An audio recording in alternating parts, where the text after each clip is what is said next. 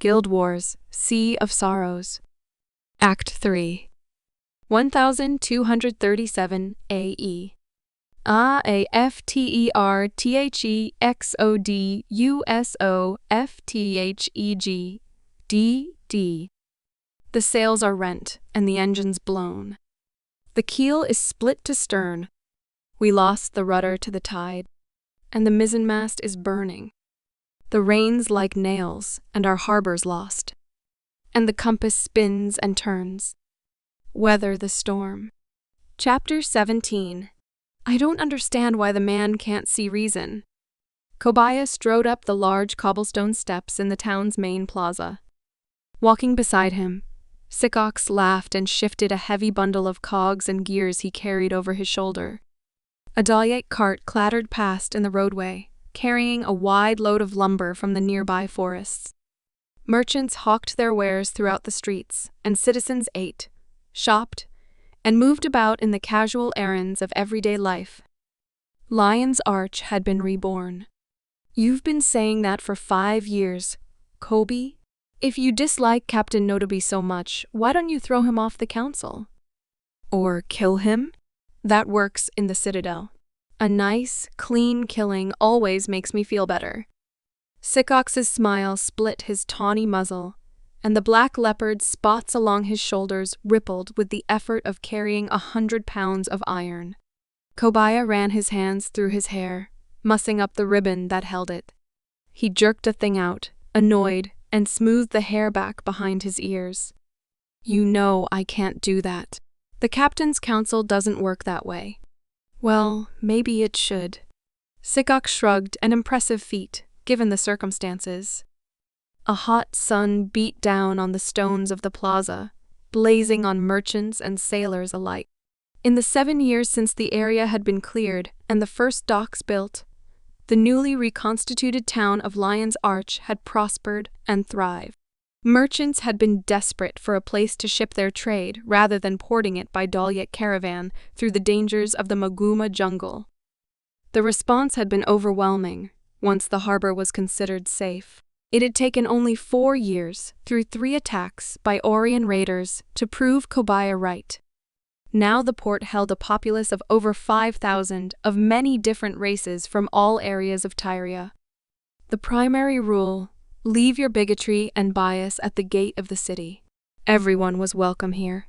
Thus far, it had worked well. Now the docks were bustling with trade ships, and though they weren't always the most reputable businessmen, they always paid their portage fees. Ships of every size and structure came through the arch. Shady dealers from Rada Sum, mercenaries from Ascalon, Norn from the far north, and pirates of every stripe, from cutthroats to vagabonds. The best of them, the wealthiest, had been offered a chance to invest in the port and join the captain's council, of which Kobaya was the head. It was a tenuous situation at best. Money changed hands frequently, keeping the wheels of commerce turning, and the city had a thriving underbelly of illegal trade. The only person who'd stepped up to take the position of guard captain was a roaring drunkard named Mort Duzerm, and the keeper of the biggest store in the city was a strutting, self-centered Azura named Yam. Each captain was expected to keep their crew in line, and they did, for the most part, but the disposition of the city was only as stable as the ships in the harbor, and every captain had his own idea of how strict he wanted to be in observance of the laws. When something needed to be decided in Lion's Arch, the captains who had purchased a seat on the council were contacted. Those already in the port, or who could make it to the city within a week's sail, would gather to discuss and address the problem. Other than that, and arranging for the small roster of guards to be paid, there was little in the way of bureaucracy governing the settlement. The system had worked when Lion's Arch was little more than a handful of structures clustered around 2 long docks. But the town had grown. In the last year or so, the friendly little port had become larger as more ships started using it. Before, it had been a loose confederation of rogues, pirates, and misfits. Now that it was clearly holding its own against the incursions of the dead ships, it was becoming practically respectable, And ironically, that meant there was a lot more crime. Furthermore, the friction was starting to show, and profiteers circled like vultures, waiting to see how they could gain wealth by taking a side in the arguments. Yom and Nodobi were only two of many.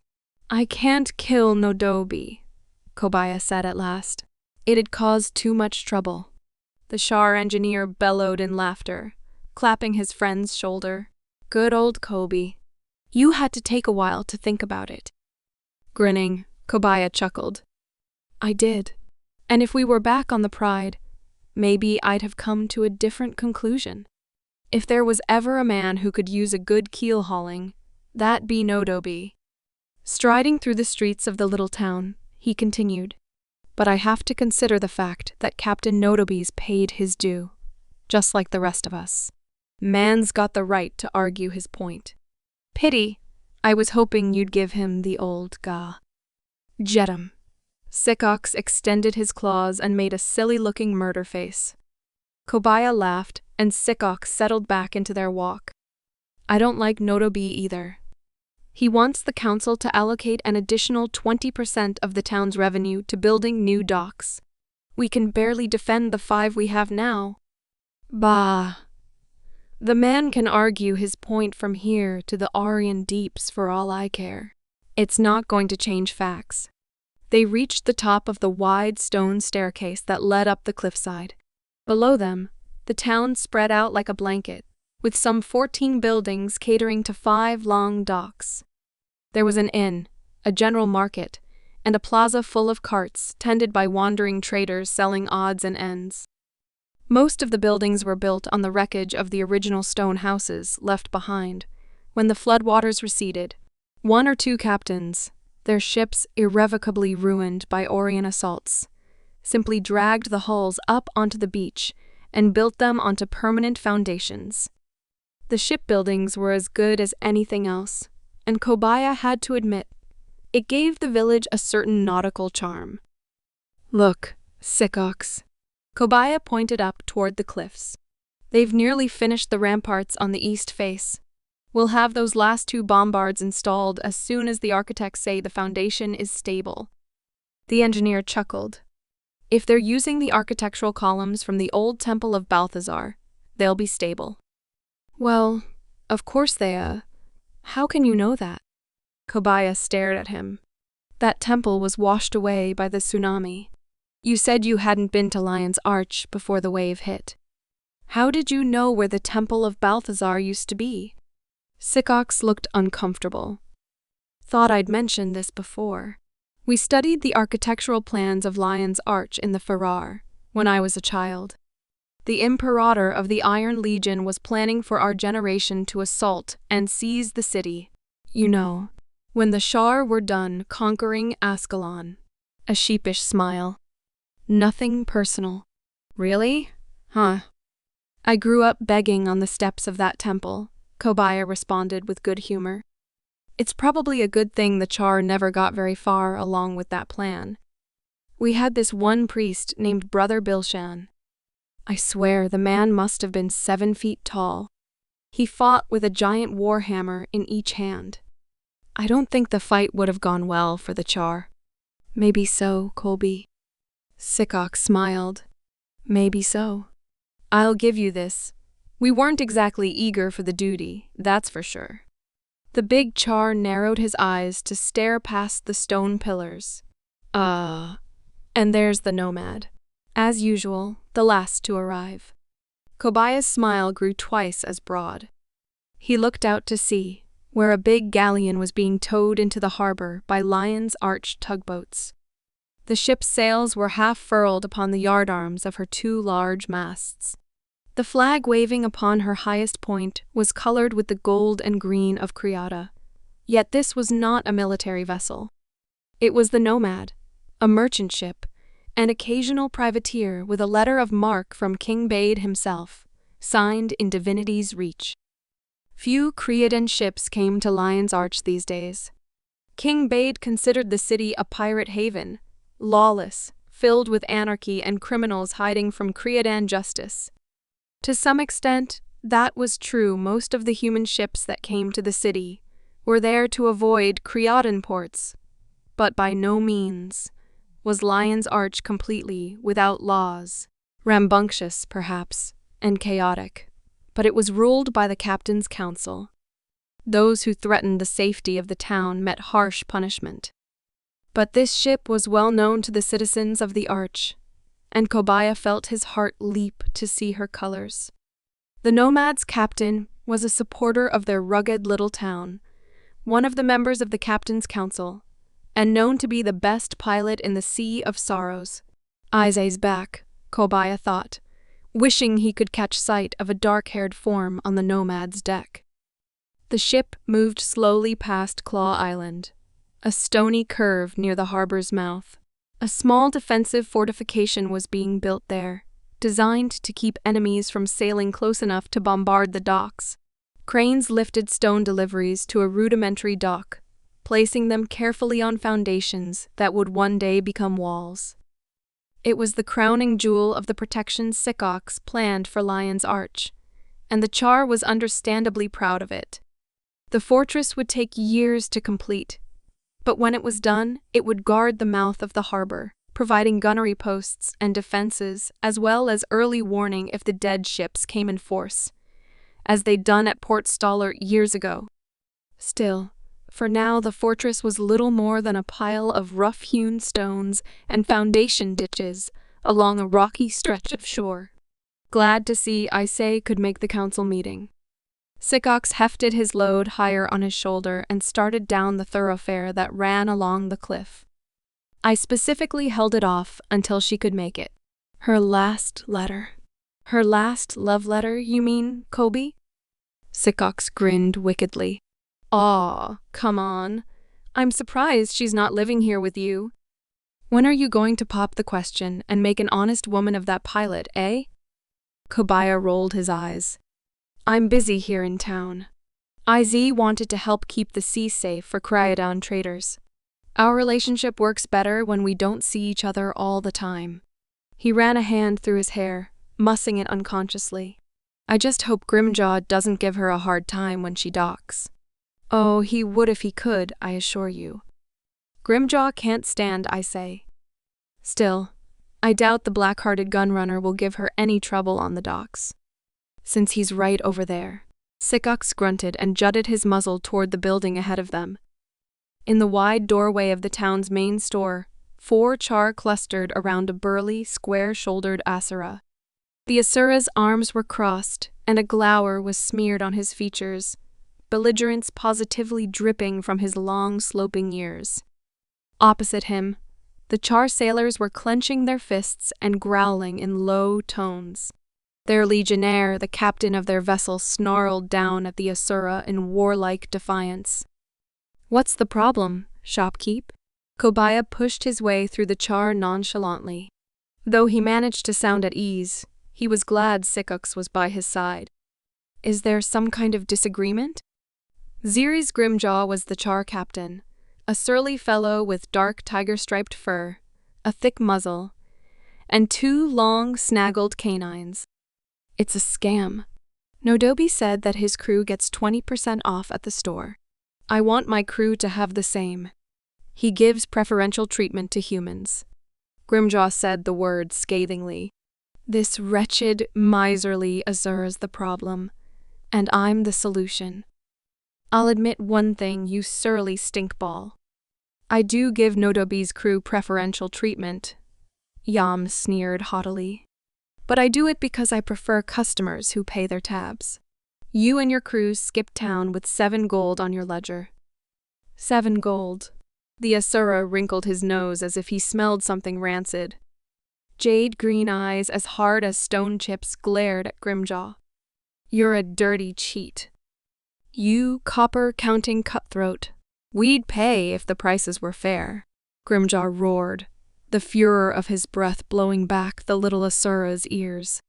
You'll get that gold from us over our blood and bone. Blood, bone. Whatever, Yam taunted, revealing long rows of teeth. You're still not getting the rum. 2 of the Shar reached for their weapons, jerking them half clear of their sheaths. Kobaya stepped between them quickly, shouting, "Enough, all of you." Sikox flinched, ready to fight. Among the crowd, Kobaya saw Asam, the youngest of the Char in the Pride's warband. The golden-maned warrior moved up behind the others, looking to Kobaya for a signal to attack. Since the death of Old Grist a few years back, Asam had taken the post of bosun aboard the Havoc, and had grown into a massive specimen of his race, each muscular arm as thick as a human thigh. Asam shook his mane with a growl and looked intimidating. Sikox shifted the bag of machine parts onto his shoulder like a club. Although Kobaya couldn't see for sure, he was certain that the black-furred Char was somewhere nearby, just waiting for an opportunity to strike. Heartened, Kobaya squared his shoulders and met Grimjaw's eyes. "The Captain's Council meets today.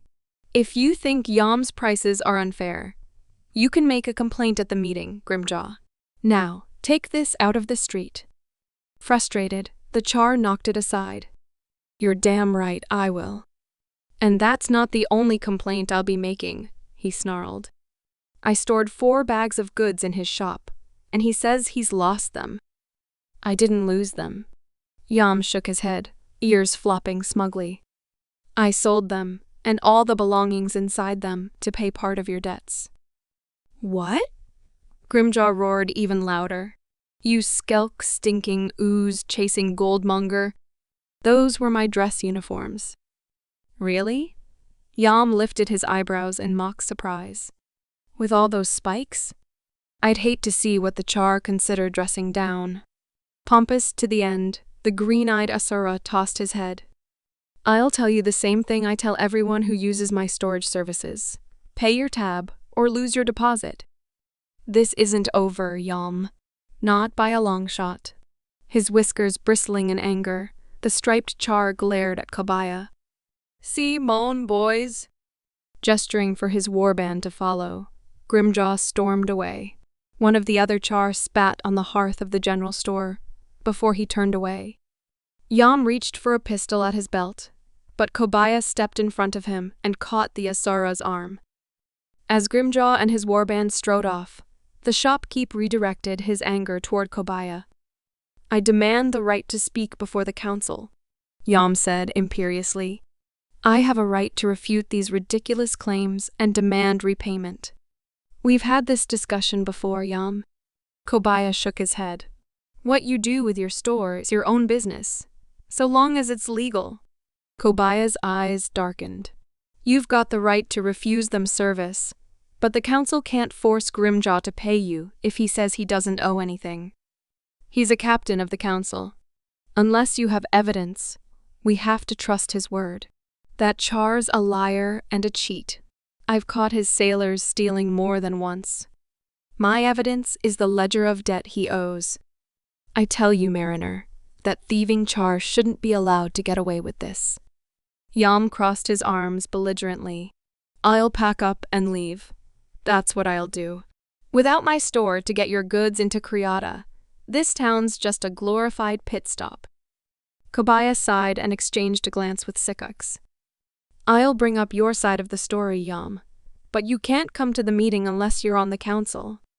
It just confuses the issue. If everyone in the town showed up and kept interrupting us, we'd never get anything done." More sternly, he added, "You're no captain, Yam. You abide by the laws we set, or you take your business elsewhere. Don't worry about the town. We'll build another store and make another shopkeep rich. Matcha will hear about this." Yam's scowl was as fierce as any Char's. "Go ahead and tell her. Tell whomever you like." Kobaya stepped down from the shop stairs. "If you think you'll get further with her than with me, you go right ahead and try." When they were out of earshot, Sikox cracked a smile. "You're a mean cuss. Kobaya Mariner. You realize Matcha will eat him alive if that little rat tries to get between the two of you, right?" "Realize it?" Colby winked devilishly. "I'm counting on it, my friend. I'm absolutely counting on it."